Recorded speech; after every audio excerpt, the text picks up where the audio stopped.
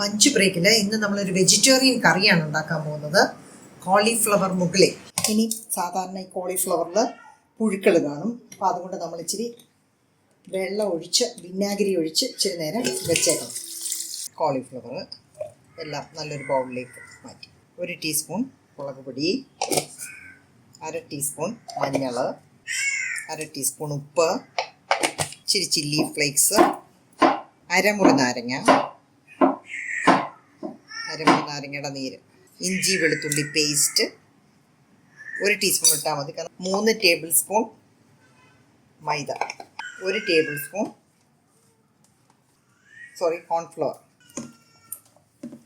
ഇതൊരു അരമണിക്കൂറൊന്ന് റെസ്റ്റ് ചെയ്യട്ടെ.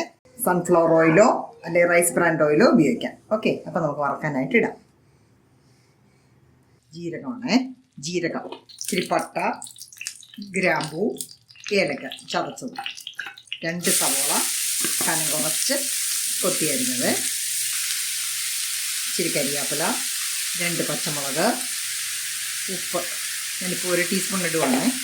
ഇഞ്ചി വെളുത്തുള്ളി പേസ്റ്റ് 1.5 സ്പൂൺ മുളക് പൊടി, 1/4 സ്പൂൺ മഞ്ഞൾ, 1.5 സ്പൂൺ മല്ലിപ്പൊടി, ഗരം മസാല 1 ടീസ്പൂൺ, 2 തക്കാളി അടിച്ച് പേസ്റ്റ് ആക്കി വെച്ചിട്ടുണ്ട്.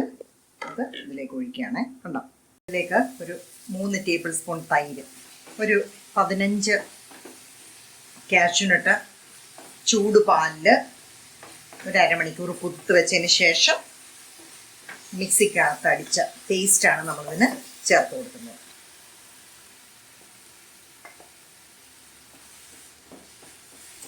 കോളിഫ്ലവർ നമുക്ക് വറുത്ത് വെച്ചേക്കുന്ന കോളിഫ്ലവർ ഇട്ട് കൊടുക്കാം. ഇനി ഒരല്പം വെള്ളം ഒഴിച്ച് അതൊന്ന് വേവിക്കാനായിട്ട് വെക്കാം.